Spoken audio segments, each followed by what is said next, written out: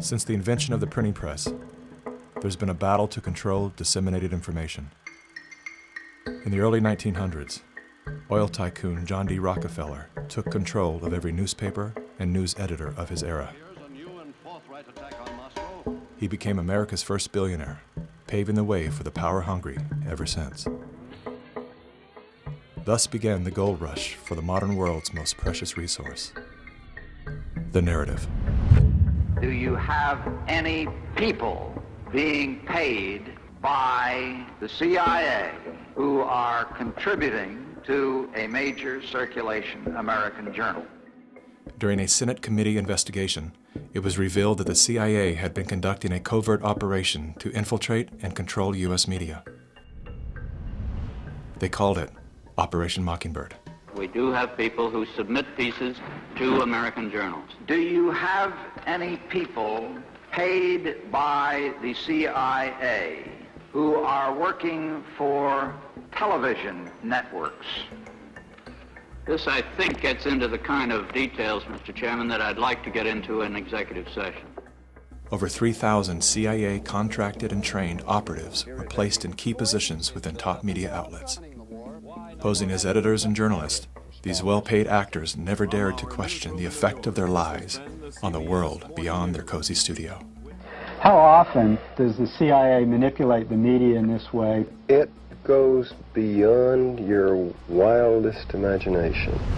Setting up student organizations so they could draw radical students in. 5,000 university professors co-opted to help the CIA manipulate people's minds.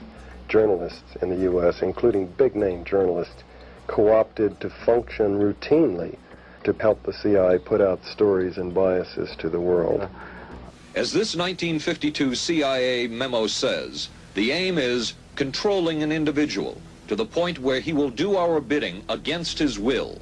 It's a great brainwashing process to change the perception of reality of every American to such an extent no one is able to come to sensible conclusions in the interests of defending themselves, their families, their community, and their country. Would you say that continues today?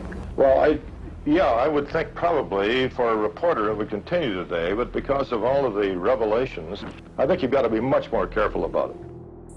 So how do we know that Operation Mockingbird still isn't in effect? Well, we don't. It was the Telecommunications Act of 1996 that opened the door for predatory corporations to monopolize the industries of print and broadcast. This bill protects consumers against monopolies. It guarantees the diversity of voices. Today, a handful of corporate empires own and control the vast majority of everything you read, hear, and watch. From the biggest movie studios, television and radio networks, newspapers and magazines, to the vast universe of internet news and entertainment sites. Amazon has transformed its operations in response to COVID-19 to protect employees and keep packages flowing. The company is keeping its employees safe and healthy while still delivering those packages to your doorstep. The company is keeping its employees safe. Keeping its employees safe. The company is keeping its employees safe. Millions of Americans staying at home are relying on Amazon. And that is how it works. It's like a house of mirrors, where you're seeing the same thing over and over and over again, except it's distorted. There's an industry that is paid to go after and target journalists, whistleblowers, and inundate our consciousness and the images we see to try to ruin, destroy, or smear the idea that they don't like or the person who's delivering it. You smear somebody with falsehoods and all the rest, and then you merchandise it. And then you write it, and they'll say, see, it's reported in the press, so they have that validation that the press reported the smear, and then it's called the wrap-up smear. Now I'm going to merchandise the press's report on the smear that we made. And it's a tactic. News personalities are not the only high-paid actors to serve the propaganda machine. Most late-night talk shows are owned by the same corporate overlords and thus follow the same script, only laced with a laugh. Our main story tonight concerns conspiracy theories. Last Week Tonight with John Oliver featured a skit entitled Coronavirus Conspiracy Theories. It's like the claim that the moon landing was faked, First thing to note here is that Mr. Oliver opens with commentary about conspiracy theories that are completely unrelated to coronavirus. This is a standard tactic used by propagandists to set a tone so that anything that follows will be seen through the lens of absurdity. Plandemic, a pseudo-documentary filled with a hodgepodge of conspiracy theories. Mr. Oliver then does his best to debunk Dr. Judy's claim that she was arrested but never charged with a crime. She was absolutely criminally charged. This was not an oversight, but a blatant lie.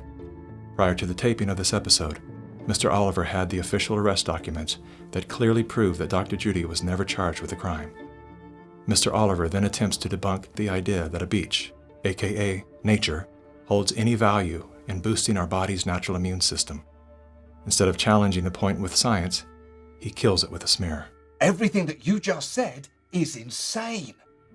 Television is not the truth. We deal in illusions, man. None of it is true. But you people sit there day after day, night after night, all ages, colors, creeds. We're all you know. You're beginning to believe the illusions we're spinning here. You're beginning to think that the tube is reality and that your own lives are unreal. This is mass madness, you maniacs. In God's name, you people are the real thing. We are the illusion. So turn off your television sets. Turn them off now. Turn them off right now. Turn them off and leave them off. Turn them off right in the middle of the sentence I'm speaking to you now. Turn them off.